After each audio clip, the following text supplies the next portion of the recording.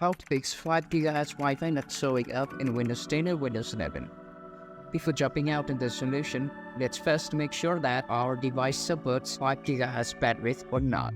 So in order to see whether your device supports 5 GHz router or not, go to Windows and type command prompt and click on Run as administrator, and here type NETSH WLAN space show space drivers and hit enter, and your Wi-Fi driver will be shown here, and you can see that I have two supported bands, 2.4 GHz and 5 GHz. That means I can easily access to 5 GHz, but if you don't have the supported band of 5 GHz, you will not be able to see 5 GHz frequency or the Wi-Fi.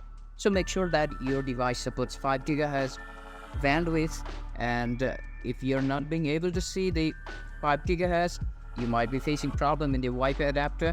So let's first go to device manager and go to network adapter and select your Wi-Fi adapter and click on properties, go to advanced, click on preferred band and set the value to prefer 5 GHz band and click OK. But if it is not solving a problem, update the driver, click Search automatically for drivers, and even after updating your Wi-Fi driver, if you're not being able to solve the problem, you can uninstall the Wi-Fi driver, and after that reinstall the Wi-Fi driver from device manager again.